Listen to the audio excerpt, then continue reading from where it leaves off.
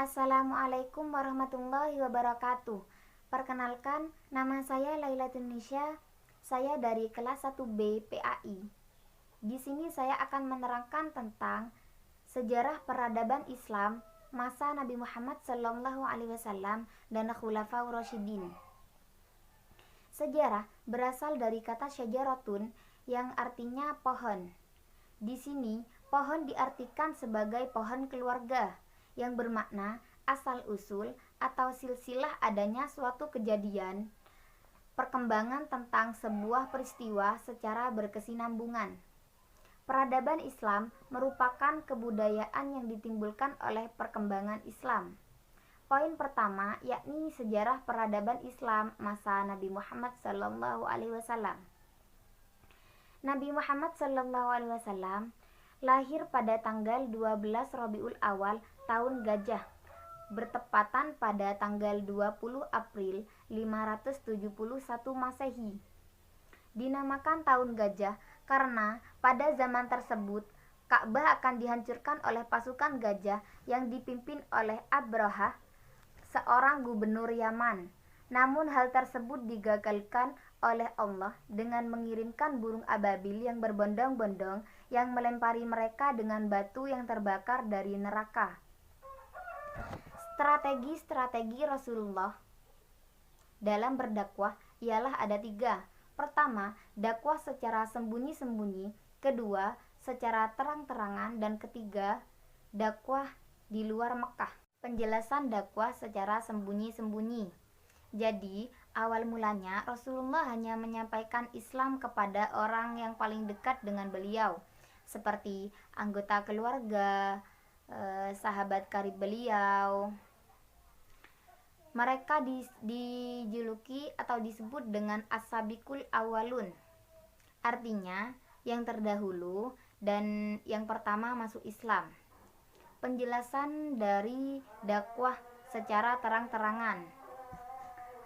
Jadi sekitar tahun 613 Masehi, 3 tahun setelah Islam disebarkan secara diam-diam, Rasulullah mulai melakukan penyebaran Islam secara terbuka kepada masyarakat Mekah. Respon yang ia terima sangat keras dan masif. Ini disebabkan karena ajaran Islam yang dibawa olehnya bertentangan dengan apa yang sudah menjadi budaya dan pola pikir masyarakat Mekah saat itu. Penjelasan dakwah di luar Mekah. Jadi karena keadaan semakin mendesak, tekanan di sana-sini terhadap pengikutnya, Rasulullah memerintahkan agar kaumnya hijrah dan mendakwahkan Islam ke Habasyah. Poin kedua yakni sejarah peradaban Islam masa Khulafaur Rasyidin. Khulafaur Rasyidin secara bahasa berasal dari kata khulafa dan ar-rasyidin. Kata khulafa merupakan jamak dari kata khalifah yang berarti pengganti.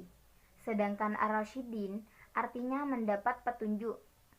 Dan arti bebasnya adalah orang yang ditunjuk sebagai pengganti, pemimpin atau pemimpin yang selalu mendapat petunjuk dari Allah Subhanahu wa taala.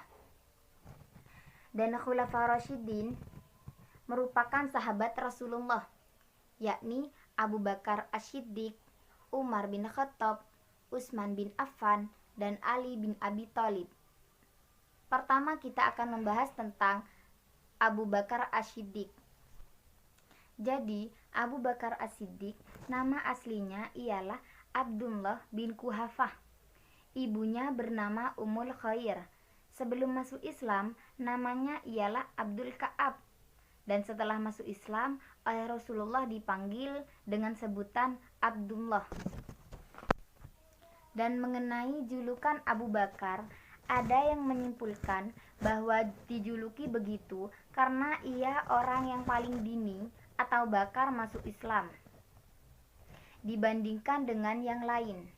Dan gelar Asy-Syiddiq diperolehnya karena ia dengan segera membenarkan Nabi dalam berbagai peristiwa, terutama Isra dan Mi'raj. Langkah-langkah kebijakan Abu Bakar. Pertama, menumpas nabi palsu. Kedua, memberantas kaum murtad. Ketiga, menghadapi kaum yang ingkar dalam berzakat, dan keempat, mengumpulkan ayat-ayat Al-Quran. Poin kedua yakni tentang Umar bin Khattab. Nama lengkap Umar bin Khattab yakni Abdul Uzza bin Al-Quraisy dari suku Adi, yakni salah satu suku terpandang mulia. Ia adalah seorang yang berbudi luhur, fasih, dan adil, serta pemberani. Ia juga mendapatkan gelar Amirul Mukminin, yang artinya komandan orang-orang beriman.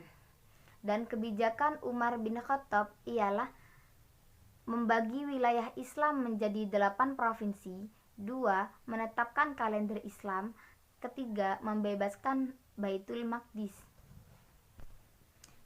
Ketiga, yakni Utsman bin Affan.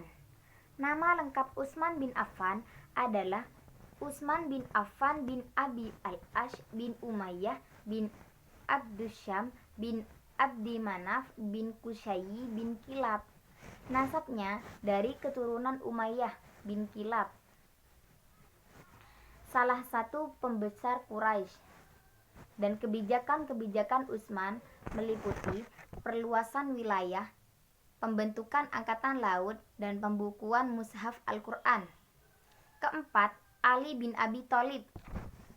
Ali dilahirkan di Mekah, tepatnya di Ka'bah, Masjidil Haram, pada hari Jumat 13 Rajab sekitar tahun 600 Masehi. Dan kebijakan-kebijakan Ali, pertama, mengganti pejabat-pejabat daerah yang diangkat Utsman. Kedua, mengambil kembali tanah yang dibagi-bagikan, termasuk di dalamnya hibah. Cukup sekian dari presentasi saya. Jika ada tutur kata yang kurang berkenan, saya mohon maaf. Wassalamualaikum warahmatullahi wabarakatuh.